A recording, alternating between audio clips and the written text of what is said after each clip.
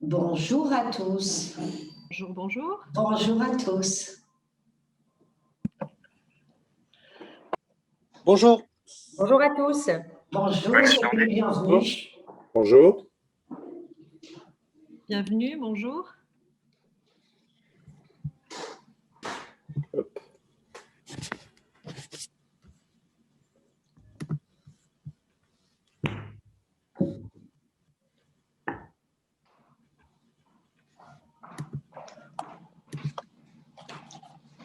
Bonjour à tous. Il est 8h36, on va commencer dans une minute. Il y a des liens Zoom qui se sont éparpillés dans la nature, on a des personnes qui se sont perdues. On va leur laisser le temps de nous rejoindre. Alors que nous, on ne se perd jamais. Hein. Jamais, on n'oserait même pas. On est là. On est là depuis hier. On vous a attendu toute la nuit? Non, non. Pour être sûr de ne pas perdre le lien. Les liens Zoom, c'est une grande histoire.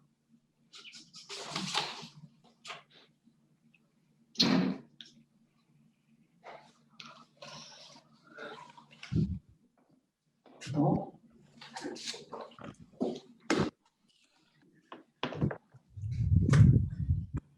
Vivement le présentiel, hein.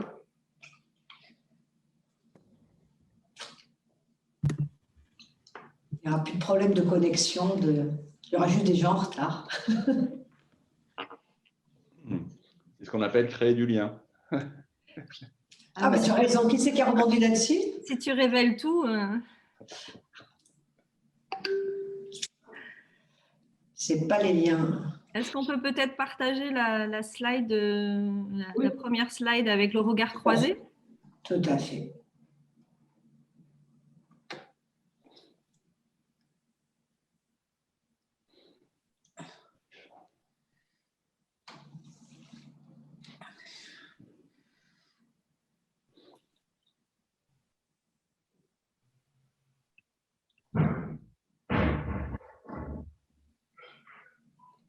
Je vous propose qu'on commence.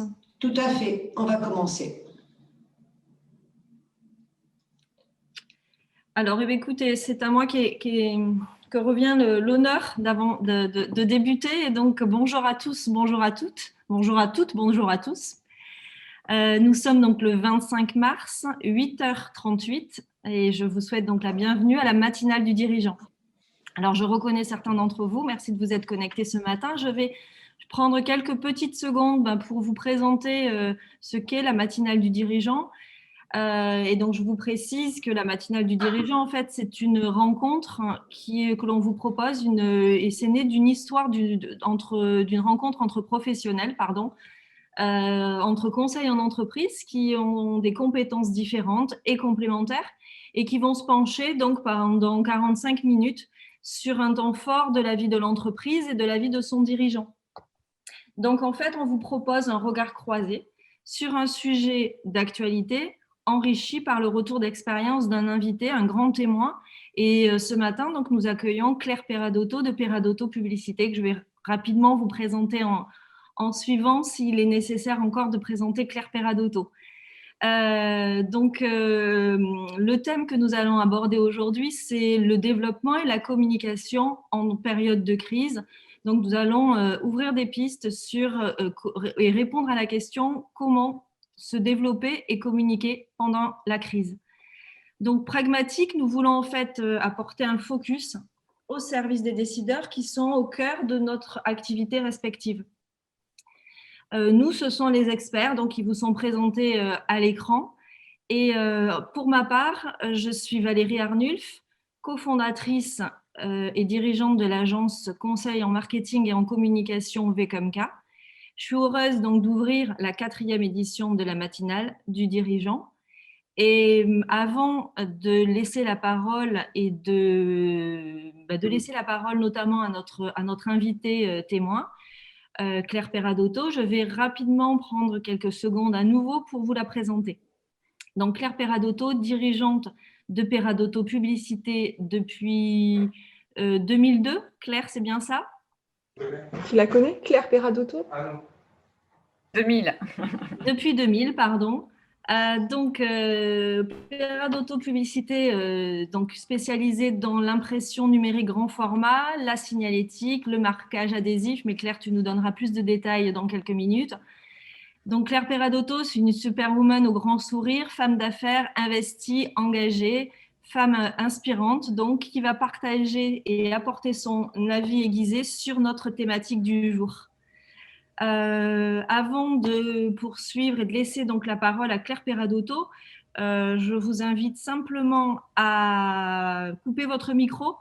Pour autant, le chat est ouvert et Élodie, que vous voyez également à l'écran, va compiler l'intégralité de vos questions et puis nous fera part de vos questions au fur et à mesure de la matinale. Nous y répondrons au fur et à mesure. Et puis pour ceux qui n'ont pas encore activé leur caméra, je vous invite de l'activer. C'est beaucoup plus agréable pour nous de pouvoir voir l'intégralité de vos visages. Voilà, je vous dis à tout de suite et je laisse la parole à Claire Peradotto. Claire, tu nous entends? Oui, on n'a pas. Ça reste sur le PowerPoint, on peut pas voir l'écran général avec tout le monde ou pas?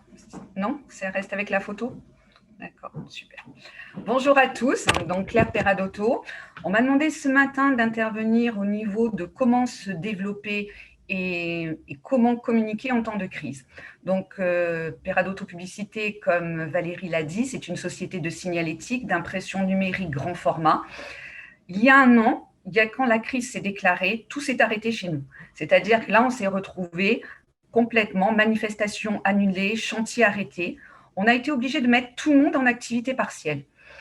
À ce moment-là, j'ai dû communiquer directement avec tous mes salariés. J'ai pris le téléphone et on a appelé tout le monde en disant, voilà, il y a une crise, il faut qu'on se mette au point, on vous tient au courant.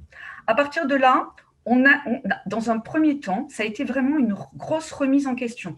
C'est-à-dire, on a réfléchi, j'ai écouté pas mal de conférences parce que je suis connectée pas mal sur des réseaux parisiens.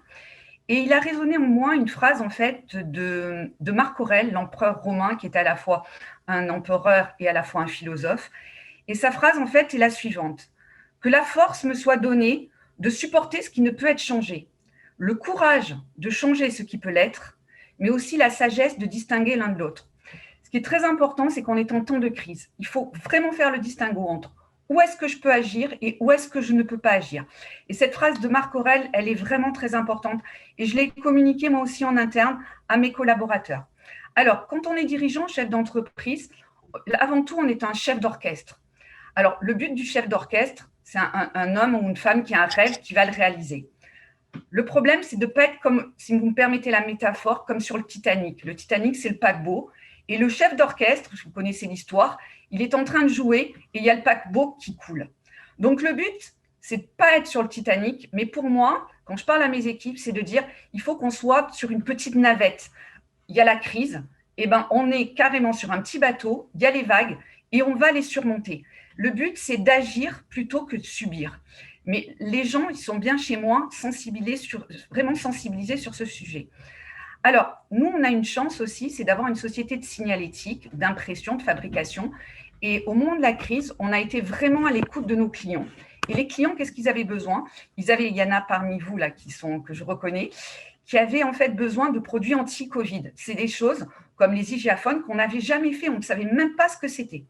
Donc, on a écouté nos clients, c'était tout ce qui était barrière anti-Covid. Hygiaphone, on peut en voir un peu derrière moi, je ne sais pas si on en voit, qui sont là, c'est des barrières en plexi. Donc, en plus, on avait des problèmes d'approvisionnement de plexi et on s'est complètement adapté.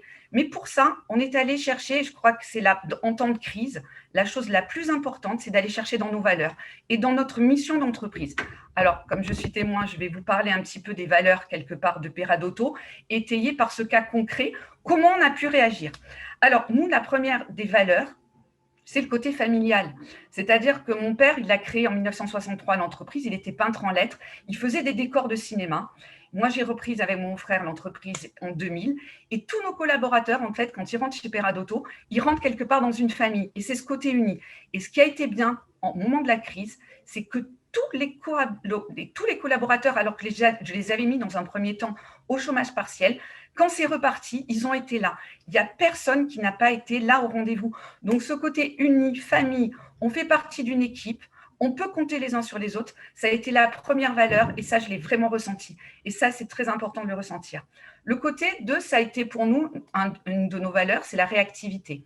On ne dit jamais non à un client quand il a besoin d'une enseigne, d'une signalétique, d'une décoration de véhicule. On ne dit jamais non. Réactivité, on a mobilisé nos équipes pour tous les produits anti-Covid. Et le bureau d'études est venu jouer le jeu. Donc, tous les clients ont pu avoir leurs hygiaphones, les bandes au sol. Tous les gens ont pu s'équiper et on a dit non à personne et les gens ont joué le jeu. 3, ça a été la qualité, évidemment. La qualité, si on ne donne pas des bons produits, c'est mort. 4e point, ça c'est un des points qui me tient le plus à cœur, c'est une de nos valeurs, c'est l'optimisme. Et il y a un point que je veux souligner, on ne peut pas parler de valeurs si avant tout on ne parle pas d'authenticité et quelque part d'honnêteté, d'être vrai, authentique. C'est la première chose au niveau des valeurs, c'est vraiment véhiculer, porter des valeurs sur lesquelles, je veux dire, qui soient vraies. Donc moi, le côté positif, le côté optimiste, je l'ai mis en avant en fait sur tous les produits qu'on a pu faire. Moi, de faire des hygiaphones, ça ne m'intéressait pas. Par contre, ce qui m'intéressait, c'est de faire des hygiaphones qui aient du sens. Donc, on est allé écrire sur les hygiaphones, souriez avec nous, brisons la glace, tous ensemble. On a fait des bandes au sol, on a fait plus de 8000 bandes qui ont été distribuées à travers avec la CCI, qui ont été mis chez tous les commerçants, où il y avait tous des messages positifs. Et là, je peux vous dire qu'en temps de crise, quand on arrive à travailler sur ces valeurs, véhiculer ces valeurs, là, on est vraiment content. Donc, on a fait tout ça. À côté de ça, il y avait le problème, le plexi devenait denrée rare. Et une de nos valeurs aussi, c'est qu'on soit dans le développement durable et qu'on travaille pour la planète. Je ne sais pas si vous connaissez le mot, c'est le mot upcycling. C'est absolument d'avoir le zéro déchet. Et tout ce qui a été, quand on faisait les plexis, quand on faisait les hygiaphones, quand il y avait la moindre chute, on est allé faire tous des petits dessous de verre avec des phrases où il y avait des symboles dans toutes les dimensions, ou également des petits tableaux. Donc, aucune chute. Nous n'avons eu aucune chute. À côté de ça, on a même fait des clés anti-Covid qui ont été mises dans les toutes petites chutes. Donc, on est allé vers le zéro déchet. À côté de ça, notre ADN aussi, c'est l'innovation. Faire des hygiaphones, c'était bien. Répondre au téléphone pour un hygiaphone à 49 €, on ne pouvait plus. On a monté en 10 jours un site marchand e-commerce qui s'appelle rennes.fr pour pouvoir répondre à la demande. À côté de ça, également, maintenant, on a travaillé sur des nouveaux produits qui sont des adhésifs personnalisables anti-Covid pour protéger, un adhésif spécial qui est anti-Covid qu'on peut mettre autour des poignées de porte, qu'on peut mettre sur les zones contact. On vient d'équiper pas mal de bureaux, on vient d'équiper toute la tour de Vinci, on vient d'équiper des écoles, tous des produits qui luttent contre le coronavirus, contre les bactéries. Donc, je finirai là-dessus. On est dans nos valeurs, on essaie d'être vrai et authentique. Et je pense que l'avenir, ça sera vraiment dans l'entraide et la solidarité. Voilà, merci à vous. Merci beaucoup. Merci Claire pour ce témoignage plein de positivité. Bonjour à tous. Donc, je vais maintenant donner la parole à Valérie, notre communicante, Valérie Arnuc de la société Vcomk, qui va commencer son exposé. Merci. Alors, merci Élodie. Je viens de gérer une petite crise parce que vous m'avez vu disparaître et réapparaître puisqu'il n'y a plus ni de réseau ni d'électricité l'espace de quelques secondes. Je vous dis tout parce que franchement, c'est ma gestion de crise du matin. Donc, c'est pas grave, on reprend. Donc, dans le cadre, je vais évoquer en fait, bien sûr, la crise sanitaire dans laquelle nous sommes. Mais si je prends un petit peu de hauteur avant cela, ce que je souhaite préciser, c'est qu'en fait, la communication est au cœur du processus de gestion de la crise. Je parle donc de crise au sens large. En fait, pour être efficace, la com de crise doit respecter 2 règles. Ne pas communiquer pour communiquer. La communication, en fait, en situation de crise, donc quelle qu'elle soit, a essentiellement pour principal objectif de pouvoir restaurer la confiance et l'image. Donc, l'entreprise, votre entreprise, dans le cadre d'une crise, doit avant tout démontrer sa volonté à résoudre le problème qu'elle rencontre. Si je prends le cas de la tempête en 99 d'EDF, la tempête pardon en 99, EDF qui était sur le terrain a su tirer parti en fait de la mobilisation de ses agents en montrant l'authenticité de sa promesse. Nous vous devons plus que la lumière. Et en fait, je reboucle avec ce que Claire vient de dire. L'authenticité de ces messages, on va en parler tout à l'heure, le fait de réaffirmer sa promesse lorsque l'on est dans une crise, c'est essentiellement ce qu'il reste. Lorsque l'on est dans une période d'incertitude, que l'on est parfois sollicité par des médias ou par d'autres canaux parce que on nous demande des réponses, la meilleure réponse à apporter, c'est avant tout de se recentrer, de se remettre sur ces valeurs clés, sur réfléchir à la situation, à ce que l'on va pouvoir, sur ses propres fondations en fait, ses fondements, et aller et construire sa communication avec des propos simples, authentiques, et donc ne pas essayer de mettre en avant des arguments qui ne nous ressemblent pas. Donc, le premier point, c'est ne pas communiquer pour communiquer, se recentrer et ensuite communiquer. Et également, se méfier des recettes miracles ou des recettes toutes faites. Aucune crise ne se ressemble et celle que l'on vit est inédite. Et donc, il est vraiment important d'ajuster sa communication le plus finement possible et aussi de l'ajuster en tenant compte de l'environnement, en tenant compte comme je viens de le dire, de ce que nous sommes. Ce n'est pas parce que notre concurrent va communiquer d'une certaine manière en période de crise que cette façon-là va être adaptée à la manière dont il faudrait que vous communiquiez, vous, de votre côté. Donc, se méfier des recettes miracles ou des recettes toutes faites. La recette, c'est à vous de la créer. Et la recette est en vous et dans chacune de vos entreprises, en fait. Si je poursuis et si je me recentre sur la crise sanitaire que nous traversons, du coup, on peut, Alexandra, passer à la diapositive suivante. Est-il bon donc de communiquer et de continuer à communiquer dans la période de crise sanitaire que nous vivons? Vous l'avez compris, ma réponse est oui, est un grand oui. Il s'avère que ce oui est aussi en phase avec les attentes des publics, quels qu'ils soient, même si je me concentre et je vais me concentrer un petit peu plus sur la cible de clients dans les entreprises, mais quels que soient les publics, aujourd'hui, les statistiques montrent que 92% des publics souhaitent que la com se poursuive. Donc 8% des publics souhaiteraient que les entreprises stoppent leur publicité. Donc en temps de crise, on voit, et mon conseil reste de mettre en avant le fait que la meilleure des communications reste l'action.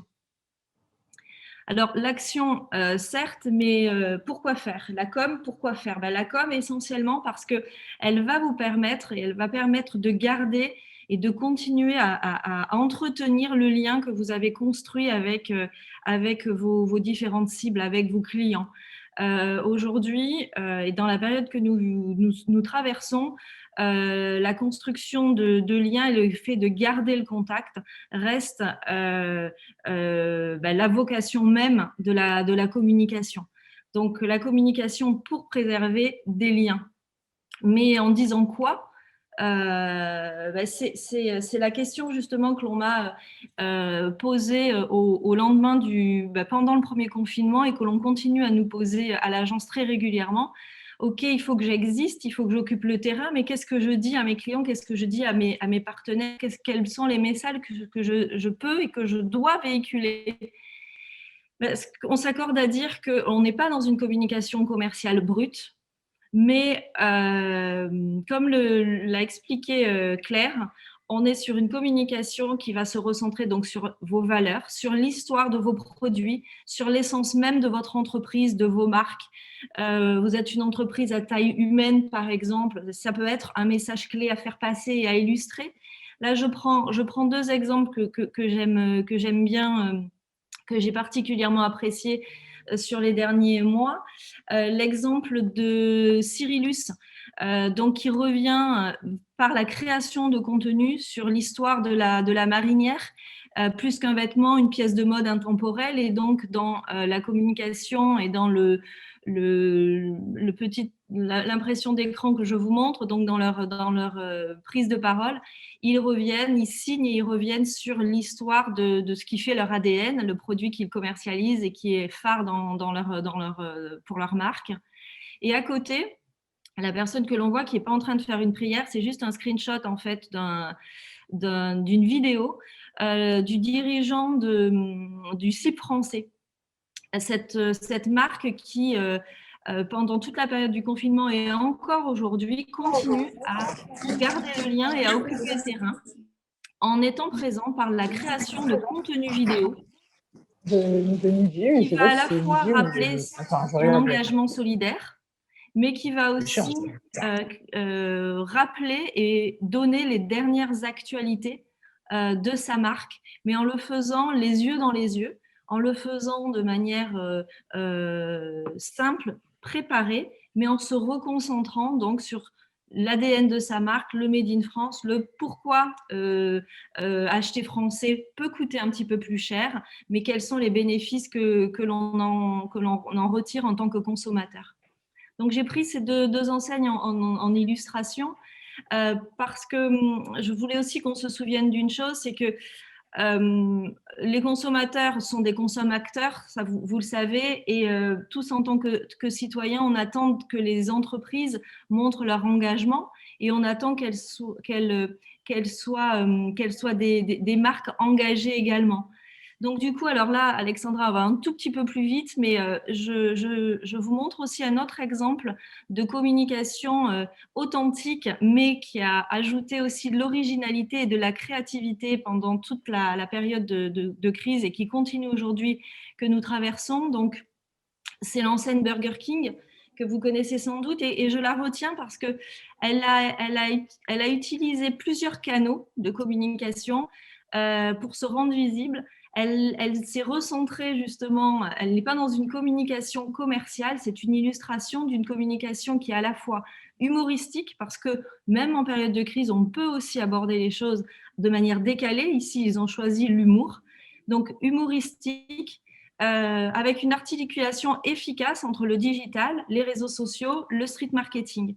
Et donc là, typiquement, les exemples que vous avez sous les yeux, si on revient donc, si on se concentre sur celui-ci, des posts sur les réseaux sociaux avec un adhésivage que Burger King a choisi de mettre juste à côté d'un McDo et où l'accroche était, donc vous le voyez, rappel des gestes barrières, toujours garder 1 mètre de distance avec son voisin, et ils ont rajouté dans un post, surtout lorsqu'il a un nez rouge, en clin d'œil à McDo qui est positionné juste à côté sur la photo. Sur la diapositive juste avant, on voit que Burger King, Carrefour et Uber Eats ont décidé de collaborer et pendant la période de confinement ont mis en avant les ingrédients pour réaliser à la maison un des produits phares de Burger King. Et sur la première slide que j'ai mise en avant avec les 135 €, ça peut vous coûter cher d'être ici sans raison. Mais voilà, de la même manière, une communication décalée qui rappelle le métier, qui rappelle l'offre. Qui rappelle l'offre de Burger King, mais qui le fait de manière décalée, originale, et qui a donc utilisé de manière intelligente et très complémentaire les différents canaux de communication. Il a la même chose. Oui, mais il sort que. Il sort que 700 balles d'abord. Mais ça, je le mets quand même pour le. Un dernier exemple. C'est quand même 8000 balles par an. Alors, je crois que quelqu'un a laissé son micro ouvert. Donc, il n'y a pas photo pour générer 0 droit à la retraite. Pas photo. Donc, je vais poursuivre avec un dernier exemple. Alexandra, si on peut aller, pour compléter et terminer autour de Burger King, si on peut aller sur…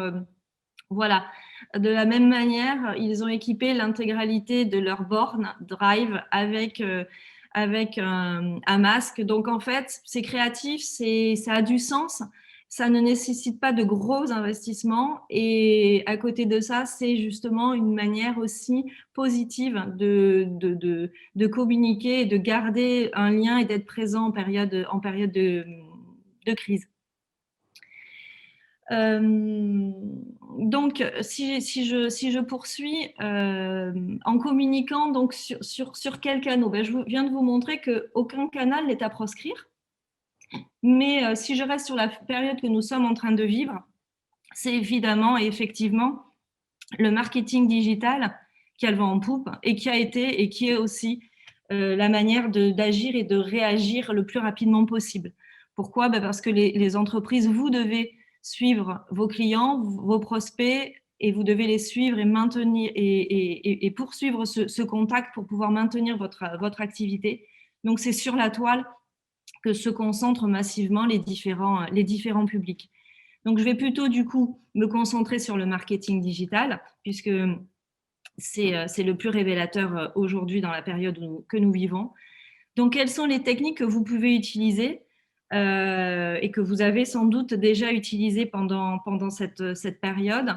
Déjà, vous avez probablement un site internet, donc l'optimisation de votre référencement, ce qu'on appelle donc le SEO, l'optimisation de votre référencement ou la mise en place, en tous les cas, d'actions de référencement pour faire en sorte que votre site internet obtienne le meilleur classement possible pour pouvoir attirer un trafic naturel, gratuit, donc de plus en plus nombreux sur votre site et en fait essayer justement de générer du contact direct via ce canal. Donc apporter une attention particulière et se repositionner et se reposer la question de son référencement naturel. C'est un premier point. Ensuite, moi, je l'orienterai vers, et je conseille vraiment le fait de travailler aussi le marketing de contenu, c'est-à-dire créer du contenu autour justement de vos valeurs, autour de certains messages clés précédemment évoqués, et donc de créer du contenu qui soit vidéo, qui soit rédactionnel, qui va être poussé sur votre site internet, qui va également pouvoir être poussé sur ce que l'on appelle des native ads, des publicités natives, qui sont des contenus qui sont publiés sur des plateformes tierces aux côtés de contenus non payants, comme les versions digitales de différents supports de presse traditionnels que l'on connaît.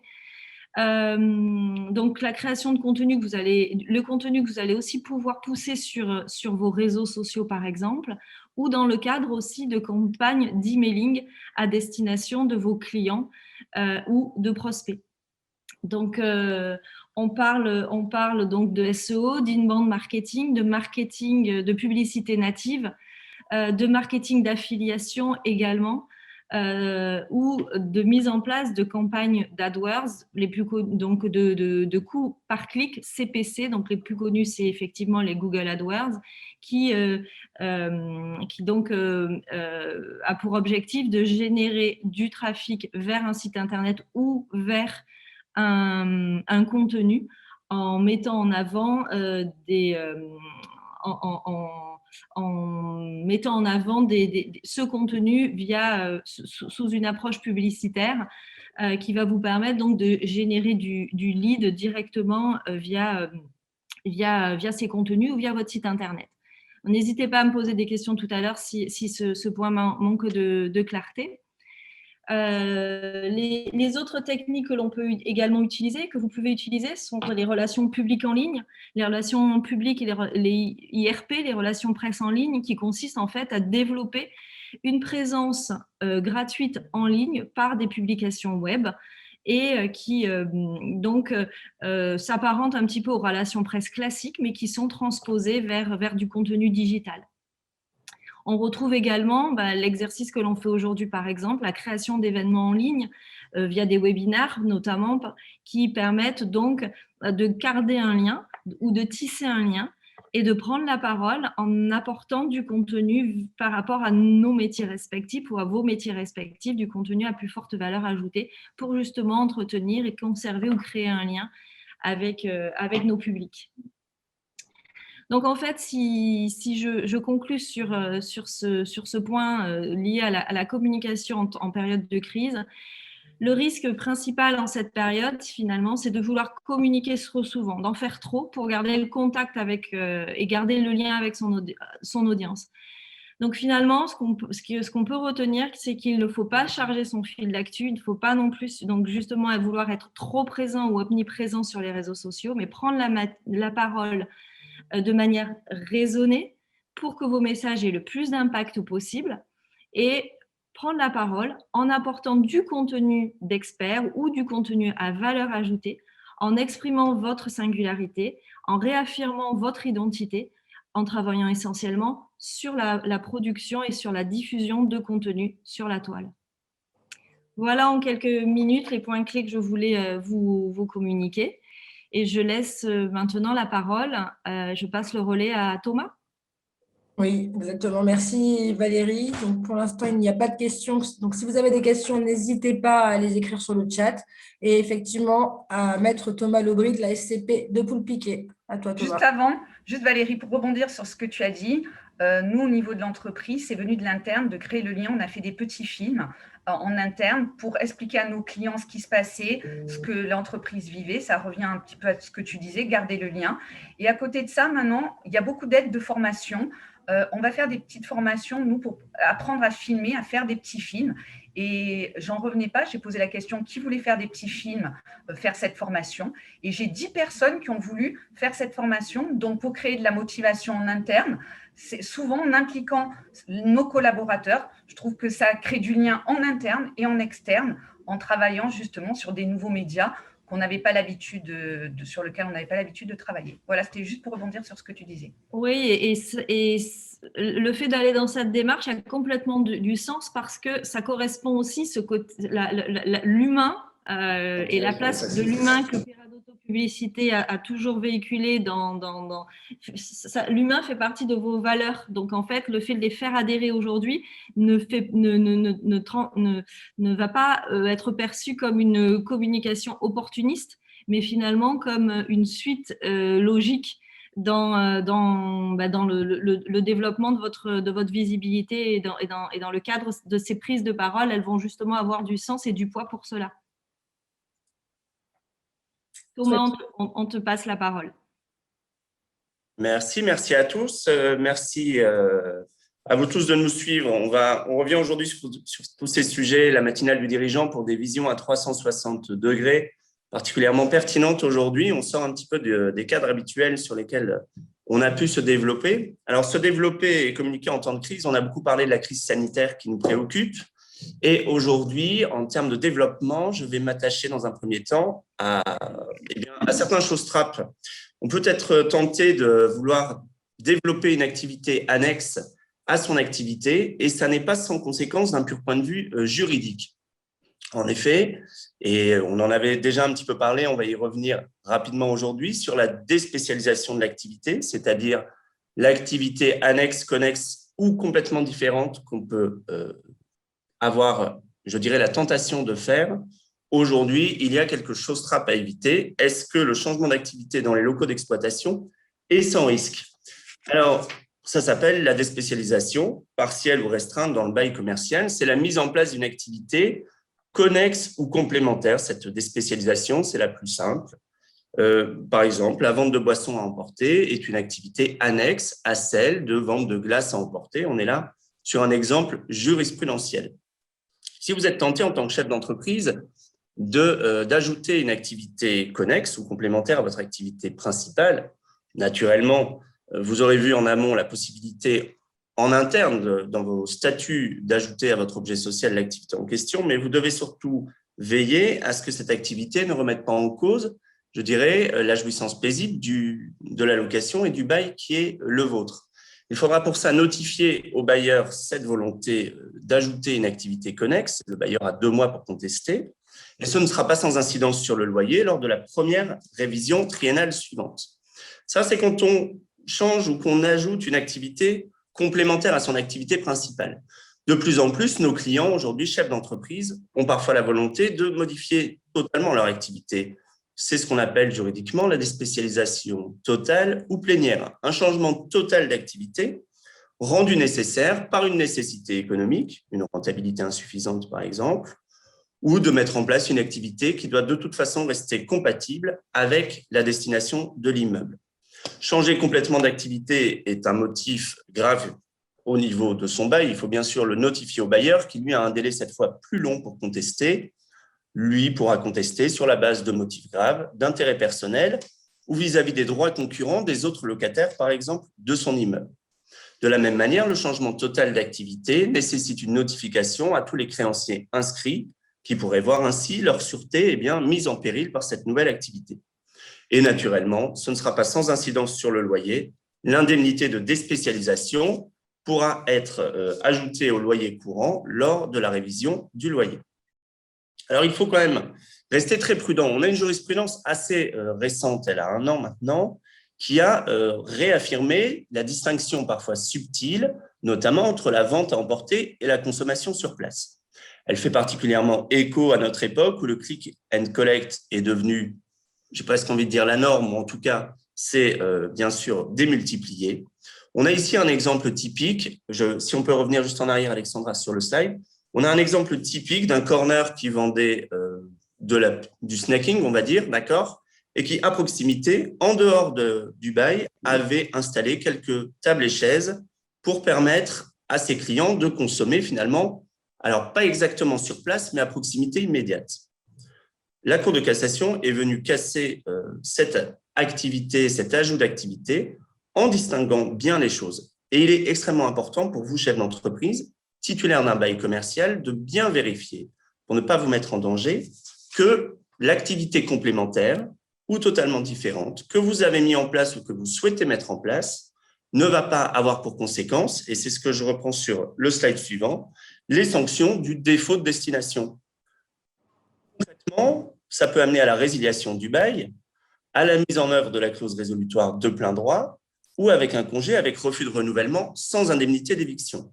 Autrement dit, on peut, à cause d'imprudence et malgré toute la bonne volonté de vouloir sauver son commerce, finalement, le tuer dans l'œuf et ne plus avoir la possibilité de l'exploiter dans les locaux dans lesquels on avait l'habitude de l'exploiter. Au surplus, pour le locataire en procédure collective, c'est la perte du bénéfice de l'arrêt des poursuites.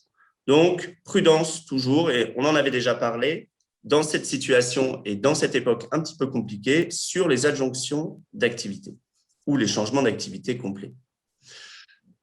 Autre rappel sur les tenues d'assemblée générale, donc se développer, communiquer. Communiquer, c'est aussi communiquer avec ses propres associés, ses propres actionnaires ou les membres des organes de direction. Alors, on rappellera que depuis cette situation Covid, on peut, même quand ça n'est pas prévu statutairement, tenir les assemblées générales à huis clos ou à distance, en tout cas sans la présence effective de tout le monde.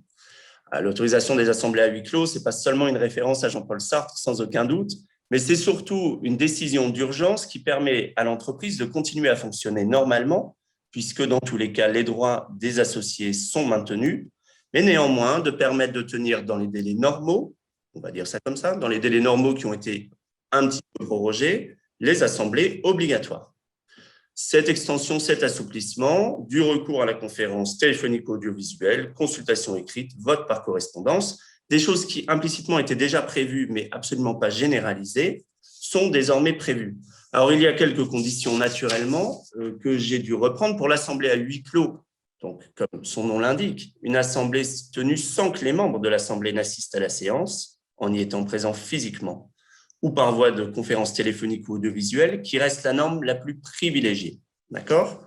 Dans ces situations, peut-être que vous les avez vécues déjà, les membres de l'Assemblée participent et votent selon les autres modalités prévues par la loi et les règlements, procuration ou autres. Ça ne peut être autorisé et permis, c'est le cas actuellement, qu'à 2 conditions cumulatives, une mesure administrative limitant ou interdisant les déplacements ou les rassemblements collectifs pour des motifs sanitaires. Et puis, bien sûr, l'Assemblée doit se tenir actuellement pendant la durée d'application de l'ordonnance, c'est-à-dire jusqu'au 31 juillet 2021. Potentiellement prorogeable, ce délai.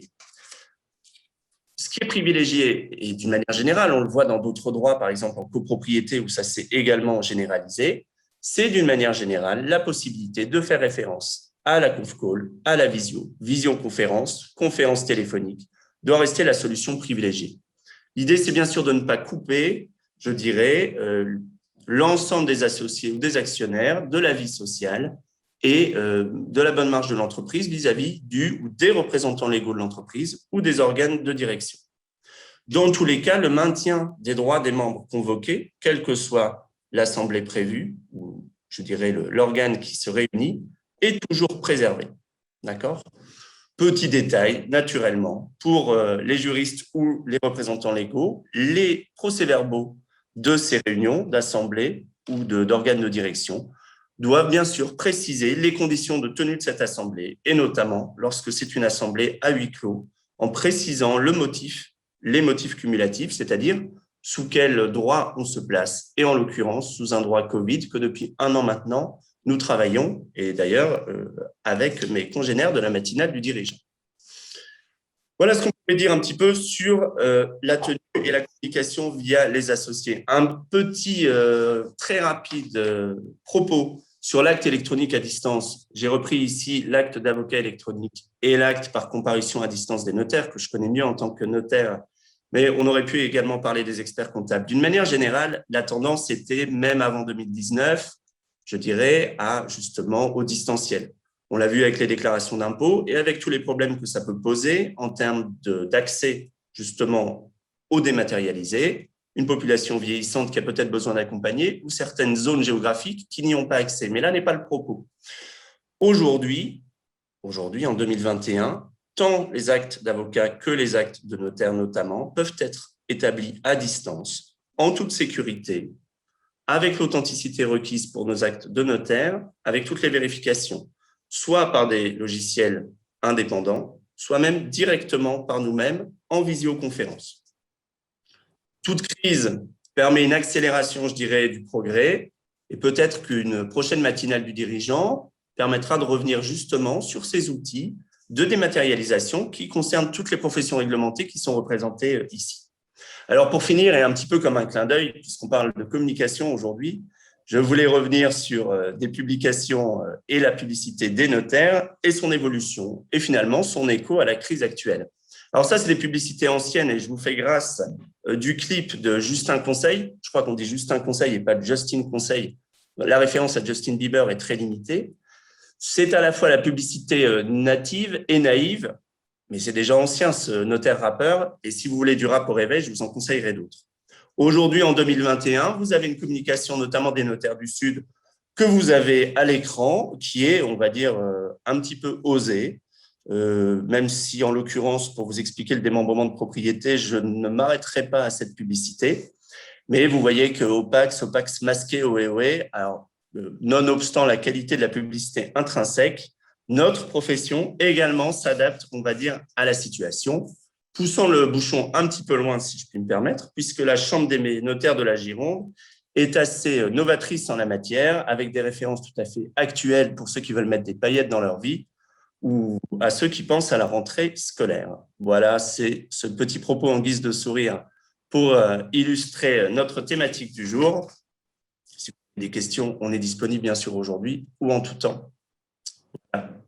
Merci Thomas. Effectivement, nous avons 2 questions. Donc, on a David qui nous pose une question, qui nous demande si une assemblée générale sans présentiel et sans visioconférence est-elle valable, si c'est uniquement par vote par correspondance.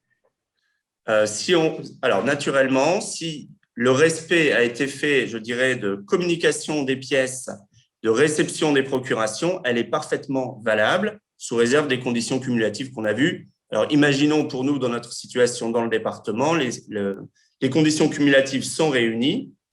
Si les droits des associés, des participants ont été respectés, notamment dans les délais de convocation ou dans l'envoi des pièces justificatives, oui, naturellement, elle sera valable.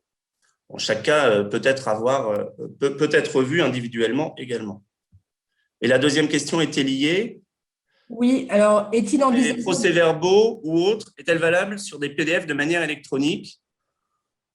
Je ne vais pas répondre forcément tout seul à la question. Tout dépendra. Oui, si on a préservé, encore une fois, je dirais, si on a garanti alors c'est toujours pareil, la capacité et le pouvoir de la personne signataire. Et si on a bien sûr la certitude du signataire, aujourd'hui, vous l'avez vu, on a plusieurs prestataires, notamment privés, qui garantissent l'authenticité, enfin en tout cas je dirais, la juste, comme quoi c'est bien la bonne personne qui a signé, d'accord, sa juste identité, auquel cas il n'y a pas de raison que ces documents ne soient pas valables, sauf si c'est expressément convenu différemment, mais aujourd'hui, le droit positif a tendance de toute façon à contrarier certains éléments statutaires et conventionnels pour permettre justement en cette période de crise certains aménagements. Merci Thomas. Juste avant, il y avait une petite question. Est-il envisageable de changer les statuts pour permettre les assemblées générales en visio, même si on n'est pas en temps de crise, hors crise sanitaire? Alors, Maître Valiki pourrait aussi donner son avis. De mon point de vue, il n'y a pas de jurisprudence. Les textes visent expressément, au moins pour les SARL et les SAS, pas forcément sur toutes les formes de société, la possibilité de passer outre les statuts. D'une manière générale, et la tendance depuis 15 ans a toujours été de toute façon de prévoir dans les statuts une possibilité de consultation, au moins par voie écrite. C'est quasiment devenu une clause de style. Mais visiblement, et en l'absence de toute stipulation dans les statuts, c'est permis aujourd'hui. Naturellement, on ne va pas forcément changer ces statuts juste pour prévoir cela, encore que ça pourrait se faire. C'est très certainement à mettre à l'ordre du jour d'une assemblée générale, peut-être en présentiel un jour, pour aménager les statuts. Mais aujourd'hui, les textes dans les SARL et dans les SAS permettent de passer outre l'absence de précision dans les statuts. Donc, tout dépend de la situation. Les SARL et les SAS sont quand même des structures assez courantes dans les PME. Et donc, il y a de bonnes chances pour qu'en effet, ça soit possible. Il faut voir au cas par cas toujours. Si je peux compléter, juste en disant que cette année, après la crise sanitaire, on a fait beaucoup en même temps des assemblées d'approbation des comptes. On a fait des assemblées générales extraordinaires pour modifier les statuts le même jour, parce que ça ne va pas entraîner des formalités plus coûteuses et pour que justement ça puisse être fait. Donc voilà, je pense que si vos statuts ne le permettent pas, et afin de ne prendre le moins de risques possible, faites une assemblée générale extraordinaire dans les semaines qui arrivent. Si vous arrêtez vos comptes au 31 décembre, vous pourrez bien évidemment, vous devez convoquer votre assemblée avant le 30 juin. Profitez en même temps de ce qu'on appelle vos AGEA, vos assemblées générales d'approbation des comptes, de faire une AGE, et comme ça vos statuts seront conformes et vous pourrez le faire en toute sécurité juridique, vos assemblées générales en visio. Voilà. Merci Thomas, merci. Voilà. C'est complet. Oui, pour ces précisions. Je vais maintenant passer donc la parole à notre expert comptable, Dominique Daza, directeur associé de KPMG. Dominique. Merci, Elodie. De rien, Dominique. Bon, alors, j'ai remarqué déjà que les notaires savaient donner de leur personne, donc bravo Thomas. Alors, je vais essayer de faire court parce que je vois que le temps passe vite et je vais vous quand même donner quelques points d'attention en lien avec le thème du jour, mais qui est plus éloigné de nos pratiques quotidiennes et dans cette vision de communication, je ne voudrais pas être le rabat-joie, même si à la fois les juristes et les experts comptables, on est aussi parfois là pour tempérer un certain nombre de points. Mais globalement, ça veut dire qu'on doit être des vigies pour l'ensemble de nos clients. Au préalable, moi, je suis assez admiratif quand même de ce qu'a dit Claire sur la situation et sur la façon dont elle a pu rebondir sur ses activités. Et voilà, je voudrais déjà dire que je trouve ça assez formidable. Mais sur le fond, c'est le métier des entrepreneurs. Les entrepreneurs, ils démontrent chaque jour leur agilité face aux contraintes qui peuvent émerger devant eux au fil de leur parcours. Et c'est cette énergie, une fois ce qu'on a tous connu, l'instant de sidération passé, ils mobilisent leur énergie et ils agissent pour le développement de leur entreprise, et c'est ce qu'a démontré Claire. Alors, c'est vrai que cette crise, elle est un peu particulière parce qu'elle touche peu ou prou tout le monde en même temps et qu'elle a mobilisé des moyens extraordinaires. Mais une fois de plus, quand on y réfléchit, c'est le quotidien de chaque entrepreneur de faire face d'ajuster à l'écoute des signaux forts, des signaux faibles de son environnement, son business model, d'innover, d'aller puiser au fond de son ADN ce qui le fait en tant qu'entrepreneur et d'aller puiser les ressources pour évoluer, pour changer et puis surtout pour agir, parce que ce qui caractérise un entrepreneur, c'est d'agir.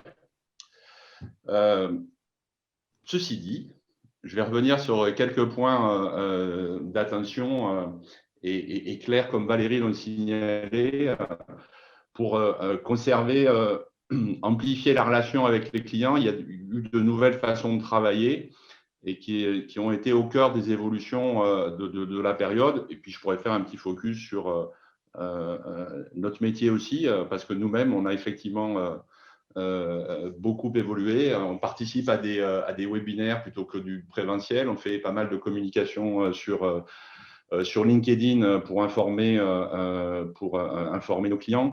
On a créé des sites dédiés d'information pour communiquer, encore une fois, plus rapidement que d'habitude et être plus réactif. Donc, effectivement, tout le monde a évolué et fait évoluer son business model, qui est quand même plus vécu comme une accélération que comme des changements, de fond. Et Claire l'a dit, sur la partie environnementale, elle a puisé au cœur de ce que sont ces valeurs, la possibilité de gérer avec zéro déchet. Alors, ce que j'aime bien, moi, en tant qu'expert comptable, parce que le zéro déchet, ça veut dire que j'ai moins de pertes. Donc, quand j'ai moins de pertes et je valorise la totalité de la production et de la matière que j'utilise. Donc, là aussi, en termes d'environnement, c'est effectivement bien, mais en termes de rentabilité et d'efficacité opérationnelle, c'est aussi pas mal.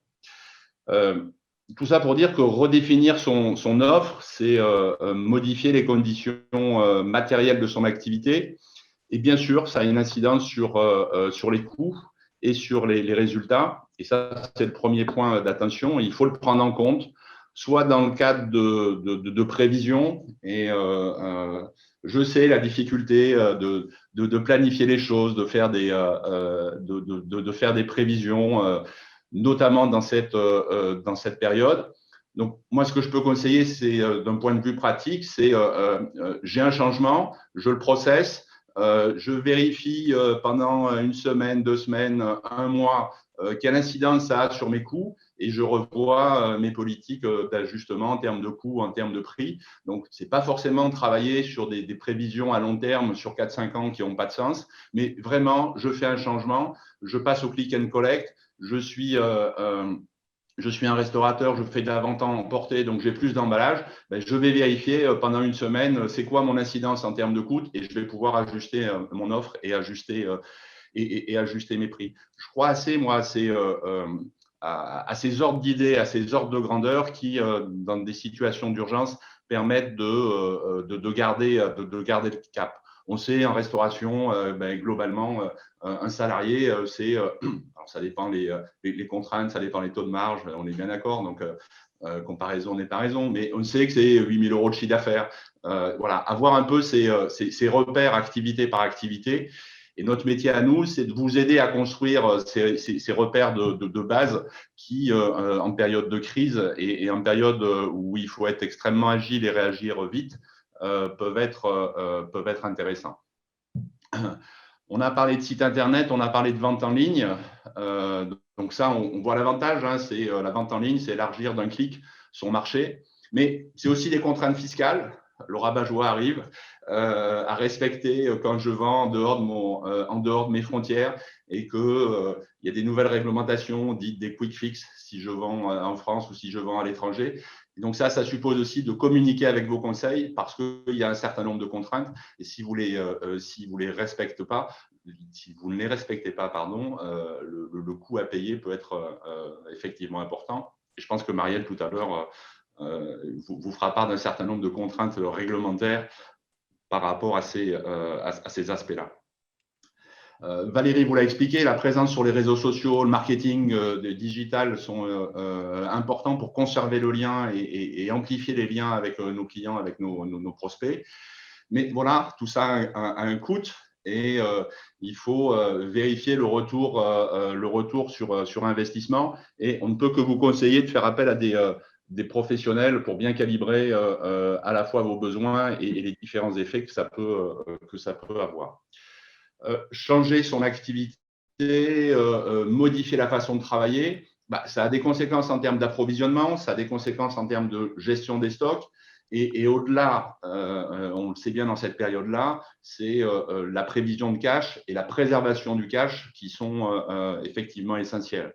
Donc, ce sont ces réflexes de charges à couvrir, de marge à réaliser, ramenés au mois, à la semaine, qui vous permettent de gérer un horizon fluctuant en tentant des expériences. Donc, pas de vision long terme, de prévision alambiquée, mais des choses pratiques qui permettent à l'entrepreneur d'ajuster son offre et d'ajuster ses coûts avec prendre un peu de hauteur, de réflexion. C'est quoi mon niveau de charge fixe? Qu'est-ce que je peux éliminer? Est-ce qu'il y a des charges fixes que je peux rendre variables? Alors, ce n'est pas toujours simple, mais on voit bien aussi que dans l'évolution des modèles économiques, on passe de modèles économiques qui sont des modèles de propriété à des modèles d'usage. Donc, c'est vrai pour vos clients.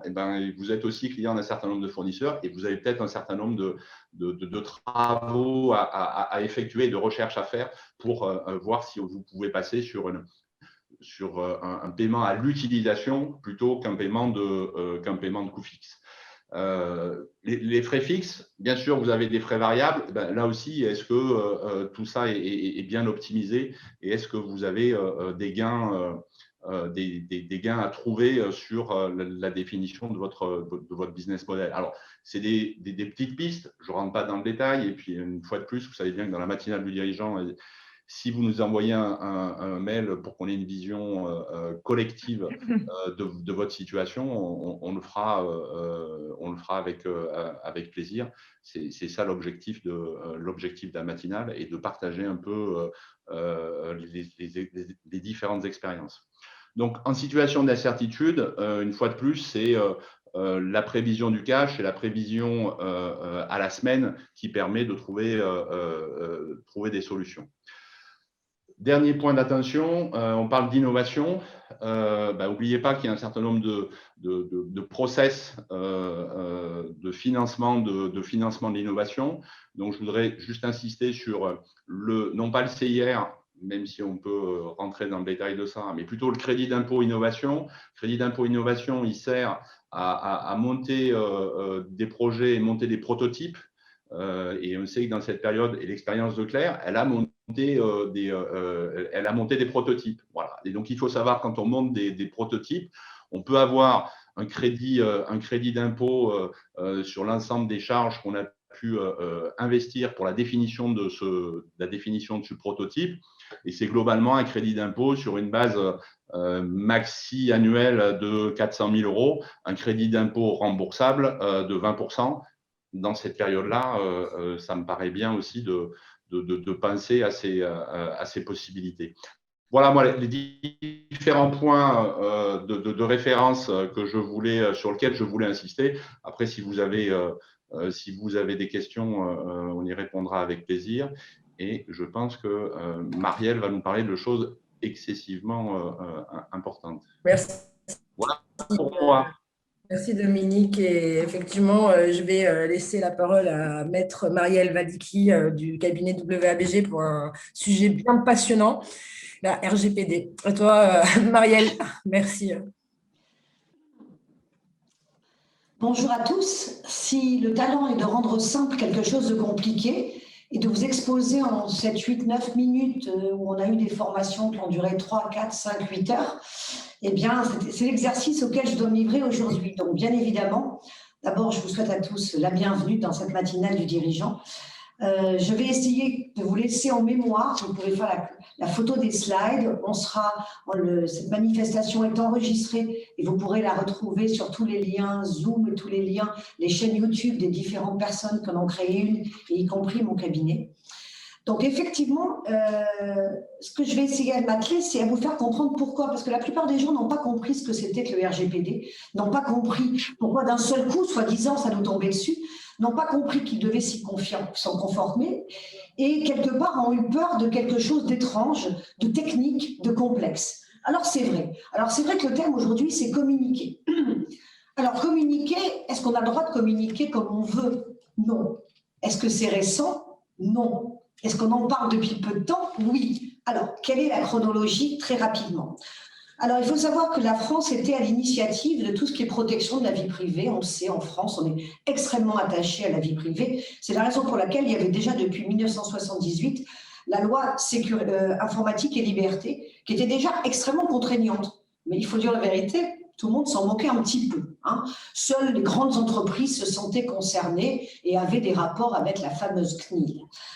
Pour autant, dans l'intervalle, on a vu les big data, on a vu l'achat de données et on s'est rendu compte en France et en Europe d'abord que toutes ces données qui étaient collectées par des entreprises, elles étaient revendues. Et que donc c'était grave d'abord parce que c'était des données privées et on va revenir sur les définitions pour que vous sachiez vraiment de quoi on parle. Et à un moment donné, eh bien, le fameux RGPD a dit « Attendez, là, voilà, là, on va réglementer et on va mettre des amendes tellement importantes, et j'en parlerai à la fin de mon intervention, que ça va définitivement vous dissuader. Ah, vous n'avez pas tenu compte de ce qui s'est passé antérieurement, là, on va passer à la vitesse au-dessus. » Donc voilà, ça part d'un bon sentiment, comme souvent chez nous en France. On essaie de protéger, entre guillemets, les plus faibles. C'est le sens de notre législation, ce qu'on appelle l'ordre public de protection. Et donc, on va arriver à des usines à gaz pour les TPE. Mais bon, on est en l'état actuel des choses et vous êtes tous concernés. Tout le monde est concerné. Il n'y a aucune exclusion. Voilà, donc c'était vraiment l'attention. Donc aujourd'hui, en quelques minutes, je vais pouvoir juste attirer votre attention sur des mots-clés. J'avais d'abord envie de comprendre que vous exprimez quel était le sens de cette réglementation pour que vous la compreniez plus que vous la subissiez. Quand on la subit, qu'on se braque, ça ne sert à rien, ça nous embête. Quelque part, on refuse de comprendre. Là, il faut comprendre et s'adapter. Et on n'a pas le choix. Alors, 2-3 définitions. On va commencer par là. Qu'est-ce que c'est qu'une donnée personnelle? C'est toute information se rapportant à une personne physique identifiée ou identifiable. OK? Cette identification, elle peut être directe, le nom, le prénom, tout le monde le comprend, ou indirecte. Et par exemple, vous voyez, nous les avocats, qui sommes rédacteurs de souvent des contrats de travail, le numéro de sécurité sociale, c'est une donnée qui est protégée. Le responsable de traitement, c'est la personne morale ou physique qui va déterminer les finalités et les moyens de traitement, c'est-à-dire l'objectif et la façon de le réaliser. Alors, très rapidement, là aussi, quels sont les grands principes à respecter? Il y en a 6. Alors, avant de rentrer dans les grands principes, qu'est-ce qu'il va falloir? Que ces données personnelles, elles soient traitées de façon licite. Pour ce faire, il va falloir déterminer quelles sont les bases de ce consentement. Il ne suffit pas juste de dire il faut le consentement de la personne. Ce consentement, il doit, et là aussi, pour insister sur notre point, vous pouvez vous référer à ce qui est écrit, il doit être libre, il doit être spécifique, il doit être éclairé, il faut qu'il y ait un droit de retrait au consentement et il doit être univoque. Voilà, donc ça, c'est vraiment les grands principes liés à la notion de votre consentement. Alors, après, les données personnelles doivent être traitées et ça en rentre effectivement dans le principe qui, à mon sens, est le plus important. C'est le principe de finalité. Si vous devez en retenir un seul, bon, il faudrait retenir les 6 principes, mais si vous deviez en retenir un seul, celui-là est le plus fondamental. C'est-à-dire que il va falloir voir dans quel but, avec quel objectif vous allez vouloir traiter, communiquer ou utiliser ces données. Alors, en cas de détournement, je vous le dis tout de suite, ça va calmer les ardeurs, en cas de détournement de cette finalité qui doit être déterminée dès le départ, les sanctions peuvent aller, en application de l'article 226-21 du Code pénal, jusqu'à 5 ans d'emprisonnement et à 300 000 € d'amende pour les personnes physiques. Donc, l'exemple, c'est effectivement, si on constitue un détournement de la finalité, c'est-à-dire que, par exemple, le fait pour un établissement bancaire d'envoyer des publicités et dans la même enveloppe les relevés de compte, là, on va considérer qu'il y a véritablement détournement de cette finalité et il y aura sanction. 3e principe, le principe de pertinence et de minimisation. Donc là, les données personnelles, que je mets sous le signe d'épée, doivent être enregistrées de façon pertinente, toujours, et c'est pour ça que le principe de finalité, c'est si fondamental, au regard de la finalité pour laquelle elles ont été recueillies. Par exemple, dans l'affaire Academia, et là on voit que c'est 2010, ça veut dire que c'était avant l'entrée en vigueur du RGPD, toujours sous l'emprise de la loi Sécurité et Liberté, la CNIL avait précisé qu'afin d'être pertinente, les données personnelles doivent avoir un lien direct et nécessaire avec la finalité pour laquelle elles sont collectées. Voilà. Donc, quatrième principe, le principe de conservation limitée des données. Le responsable du traitement doit déterminer une durée de conservation des données. Et il faut que cette durée, elle soit à la fois cohérente et justifiée, et là aussi on voit qu'on revient par rapport à la finalité du traitement. Mais en revanche, ni le RGPD, ni la loi informatique ne donnent de durée précise durant laquelle les données personnelles doivent être conservées. Donc pour cela, à quoi se référer? Est-ce qu'il y a des dispositions réglementaires ou légales? Est-ce qu'il y a une délibération de la CNIL? Il va falloir effectivement vérifier ce qu'il en est. Par exemple, l'application de l'article antérieur montrait que sur la conservation des vidéos, la durée de conservation va être de 1 mois. Le principe de sécurité et de confidentialité. Alors la sécurité, c'est quand même aussi ce qui prédomine, l'état d'esprit, l'essence de la loi. Alors effectivement, l'article 6, le 6e alinéa de l'article 4 de la loi informatique et liberté disposait que les données personnelles doivent être traitées de façon à garantir une sécurité appropriée des données à caractère personnel. Jusque-là, tout va bien, ça reflète ce que je vous ai déjà dit. Y compris, et là on arrive sur un volet quand même plus compliqué, y compris de la protection contre le traitement non autorisé ou illicite, on parle de hacker, contre la perte, on parle de la perte, la destruction ou les dégâts d'origine accidentelle ou l'accès par des personnes non autorisées à l'œuvre à l'aide de mesures techniques ou organisationnelles. Donc vous voyez que cette protection des données, c'est pas seulement vous les protéger puis après vous vous désintéressez du reste, pas du tout. Il va falloir authentifier les personnes qui ont accès à vos données personnelles, il va falloir protéger votre réseau informatique, votre site internet et tous vos serveurs, il va falloir protéger l'accès à vos locaux. Parce qu'admettons, vous êtes cambriolé, on ne pense pas à ça quand on fait du RGPD, vous êtes cambriolé, on vous prend votre PC, dedans il va y avoir toute une série de données, donc c'est fondamental, et également vous assurer que vos sous-traitants soient non seulement en conformité avec cette loi informatique et liberté, mais également disposent eux aussi d'un niveau de sécurité suffisant qui garantisse l'intégrité des données.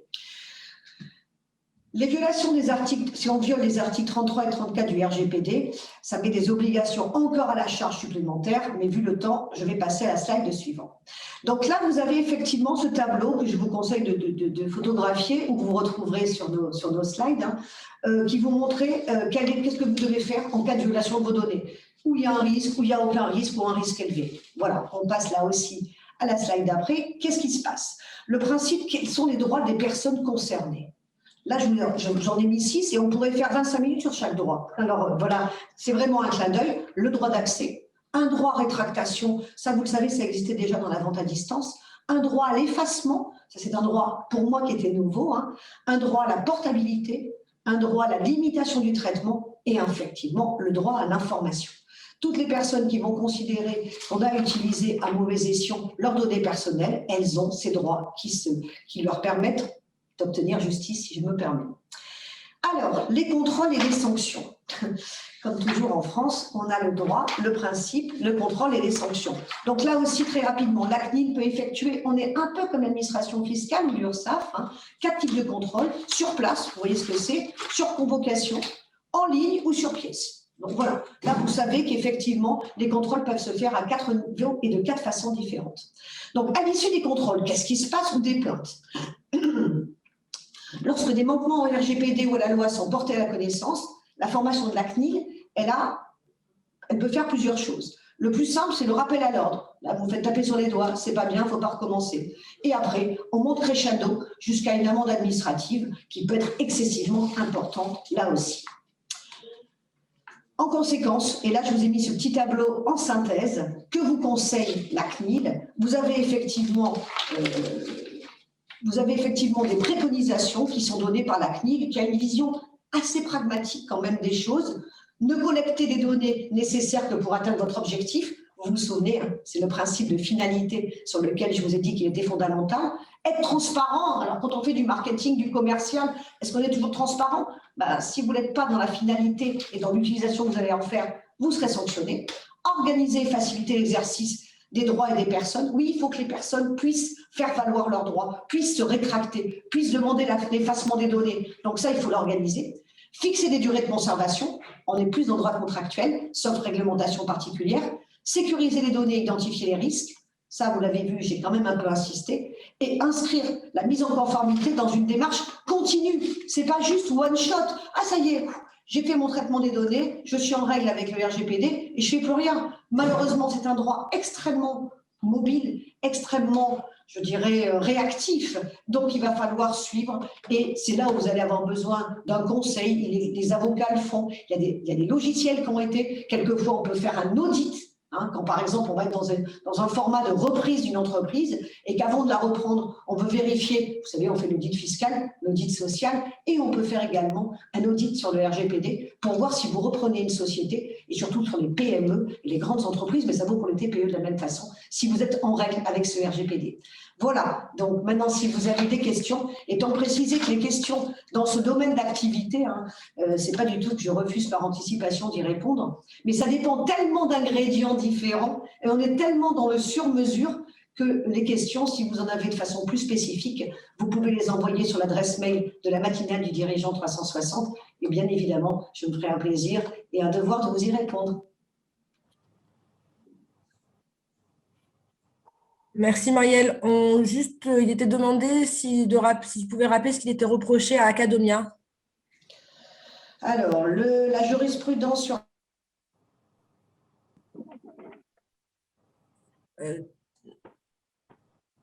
la religion des personnes, et donc on avait considéré que c'était totalement en dehors de la finalité du but recherché.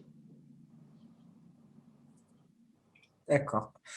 Merci beaucoup. Merci Marielle pour cet exposé pas simple sur le RGPD.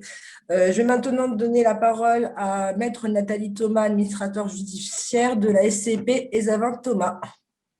Alors, bonjour à tous et merci à ceux qui sont toujours en ligne malgré le dépassement d'horaire et on s'en excuse.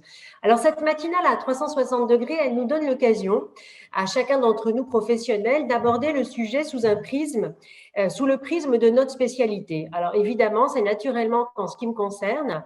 J'ai réfléchi à la communication et au développement de l'entreprise en crise sous le thème du droit des entreprises en difficulté, pour vous faire partager mon expérience et ma pratique.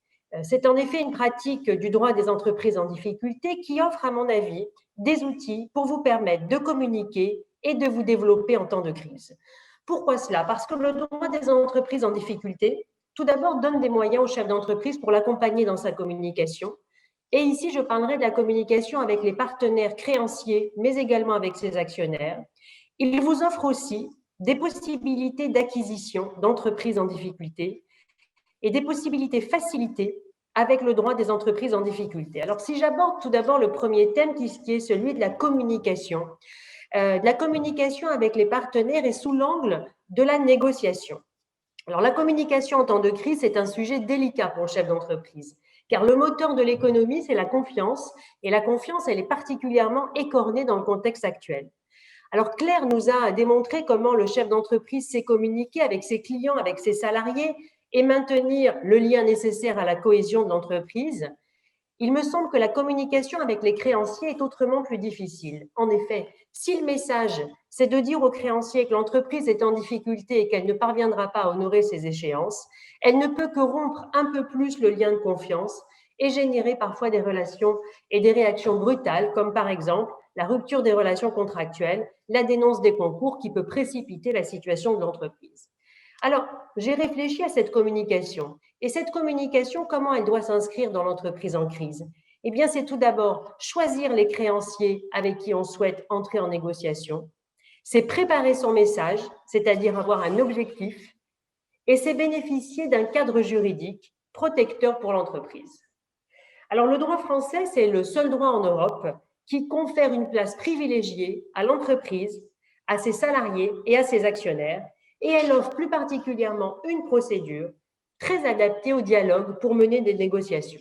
Il s'agit, vous la connaissez certainement, de la procédure de conciliation qui vise à permettre la réorganisation de l'entreprise et la restructuration de son endettement le cas échéant. Alors, en quelques mots, de quoi s'agit-il? Cette procédure de conciliation, c'est tout d'abord permettre au chef d'entreprise de rompre avec sa solitude, puisqu'il sera accompagné d'un conciliateur pour mener des négociations toujours âpres et difficiles avec ses créanciers. C'est également, du point de vue des créanciers, le gage d'une transparence dans les propositions qui seront faites, puisque même s'il n'y a pas de pied d'égalité, il y a un traitement égalitaire qui ne va pas privilégier les intérêts des uns au détriment des autres.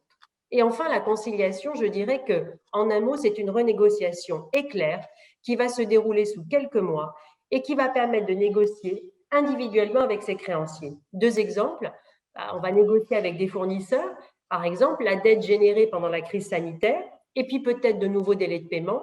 Et à ce titre, la loi de finances 2021 a prévu la déductibilité systématique des abandons de créances, c'est-à-dire que pour le créancier, s'il consent des abandons de créances importants dans le cadre du cadre juridique de la conciliation, eh bien à ce moment-là, il n'aura aucun risque de voir remis en cause fiscalement ces abandons. Ça peut être un levier pour négocier avec ses créanciers.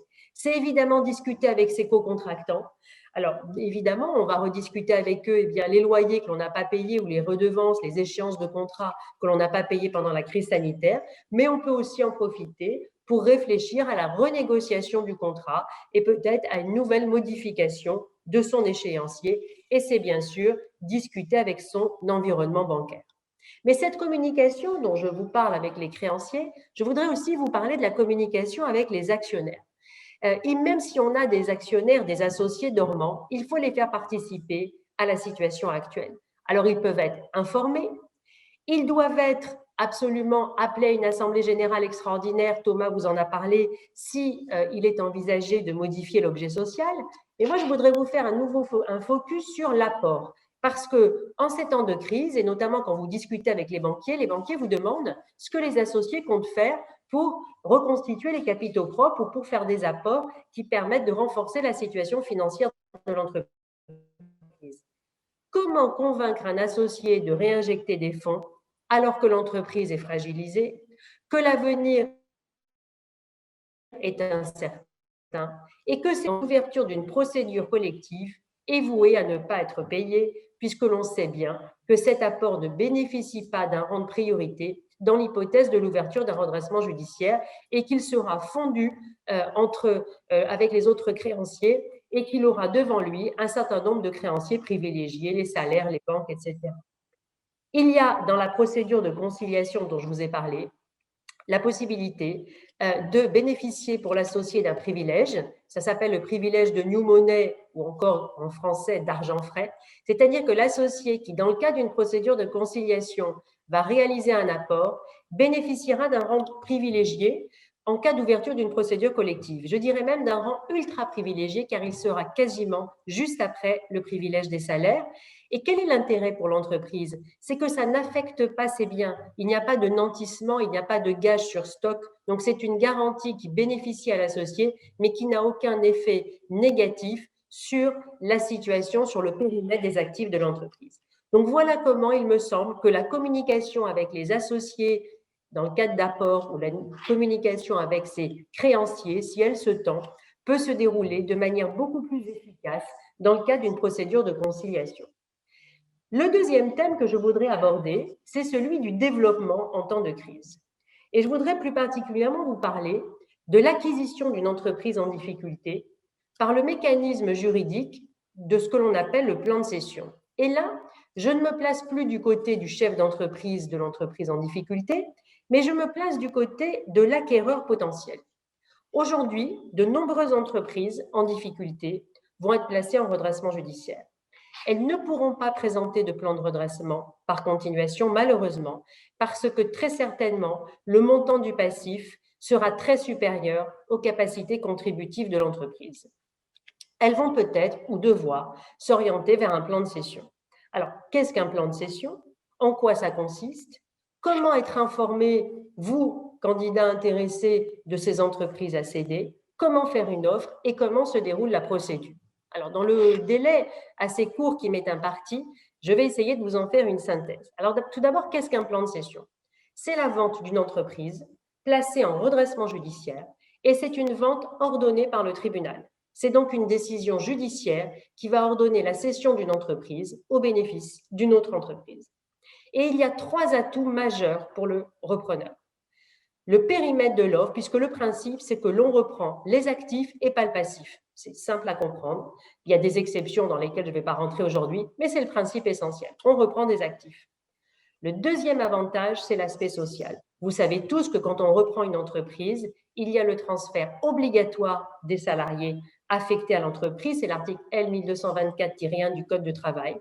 Le plan de cession est la seule exception légale en France qui permet aux repreneurs le choix dans la reprise des salariés, selon là aussi des critères. Alors, je dois quand même dire qu'en pratique, 70% des emplois menacés sont préservés, contrairement à l'idée que l'on pourrait se faire de l'application de cet article. Et pourquoi? Parce que j'en viens au 3e atout. Le 3e atout, c'est la question de la valorisation. Comment valoriser une entreprise en temps de crise? Valoriser, c'est se projeter à demain. On imagine bien qu'aujourd'hui, l'incertitude dans l'avenir va se répercuter sur la valorisation de l'entreprise. Mais dans le cas d'un plan de cession, le législateur a fixé les objectifs de l'offre.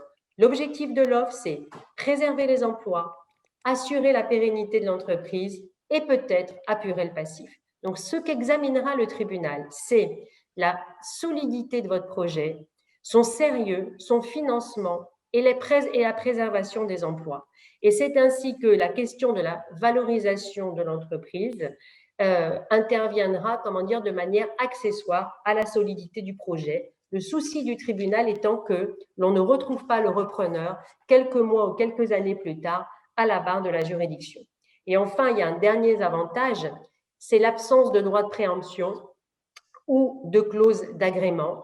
C'est-à-dire que, et c'est un lien avec la valorisation, parfois la faiblesse du prix pourrait conduire un fournisseur, par exemple dernièrement je m'occupais d'un magasin de prêt-à-porter, la marque, le fournisseur avait une clause de préemption. Eh bien, il n'a pas pu l'exercer parce que lorsqu'il y a un plan de cession, la clause de préemption du créancier ne peut pas s'appliquer, ce qui est pour celui qui acquiert l'entreprise également un atout majeur. Alors, la question c'est, et je vous entends déjà, mais comment est-ce que je peux être informé des actifs à céder, des entreprises à céder? Et on fait souvent le reproche d'une certaine opacité. En fait, il n'y a pas d'opacité, il y a une urgence. Quand on est en redressement judiciaire et qu'on a une entreprise à céder, on n'est pas dans un cadre normal. On n'a pas des mois devant nous pour faire des due diligence, pour échanger sur la valeur, les actifs. On a quelques semaines et en général 3 mois maximum. Donc, c'est un délai très court, mais le texte, le Code de commerce a néanmoins prévu une publicité obligatoire. Cette publicité, elle va être dans des journaux nationaux ou régionaux. Encore faut-il tomber sur l'annonce et regarder les échos le jour de l'annonce. Alors moi, ce que je vous invite à faire, c'est d'aller sur 2 sites et je les mettrai sur la matinale du dirigeant. Petit 1, c'est le site du CNAJMJ, Conseil national des administrateurs mandataires judiciaires. CNAJMJ. Le deuxième site, c'est le site propre aux administrateurs, qui est le site de l'ASPAJ, ASPAJ. Vous allez sur ces 2 sites. Sur ces 2 sites, vous avez différents onglets qui vous expliquent la profession et vous avez dans chacun de ces sites un onglet actif à vendre. Il vous suffit de cliquer et tous les mandataires et administrateurs judiciaires de France postent tous les jours toutes les entreprises en France à céder sur ces sites. Vous trouverez sur ces annonces des éléments clés. Parfois, il n'y a pas le nom de la société pour des raisons de confidentialité. Vous avez l'activité, le chiffre d'affaires, le nombre de salariés et la région ou les régions concernées. Alors, une fois que vous voyez cette annonce et que vous êtes intéressé, qu'est-ce que vous faites? Vous adressez un courrier à l'administrateur pour manifester votre intérêt. Vous allez recevoir un engagement de confidentialité que vous allez renvoyer et vous allez recevoir le dossier de reprise. Alors là, j'appelle votre attention sur le fait qu'il faut, à toutes ces étapes, être accompagné de vos conseils. Parce qu'il s'agit d'une cession judiciaire et la Cour de cassation est venue rappeler qu'il y a un aléa et qu'à aucun moment, vous ne pourrez revendiquer le fait que vous n'avez pas été suffisamment informé. Donc, vous devez examiner avec vos conseils le dossier qui vous est communiqué et, le cas échéant, solliciter des éléments complémentaires. Vous allez devoir déposer votre offre dans un délai. Et là, j'appelle votre attention parce que parfois, les chefs d'entreprise se disent, il y a un délai, mais bon, je vais le respecter ou ne pas le respecter. Absolument pas. Si vous ne respectez pas le délai au jour près, votre offre sera écartée par le tribunal. Elle sera déclarée irrecevable. Je dois vous dire également que dans le cadre de ces offres sont déposées au greffe et vous avez la possibilité de les consulter. À la différence du droit commun, où il y a des négociations entre le dirigeant et peut-être un ou deux candidats repreneurs, vous avez la possibilité de les consulter au greffe et vous avez jusqu'à 2 jours ouvrés avant l'audience pour améliorer votre offre. Là aussi, c'est un délai absolument impératif d'amélioration de votre offre. Ce que je déconseille ici, c'est de faire une première offre à la casse et une deuxième offre sérieuse. Parce que les tribunaux et le parquet, le ministère public est présent à l'audience. Et je l'ai encore vécu dernièrement avec un repreneur qui a multiplié par 8 son offre la veille de l'audience. Eh bien, le tribunal a préféré retenir un autre offrant qui avait fait une offre un peu moins élevée, mais qui avait dès le début formalisé une proposition sérieuse.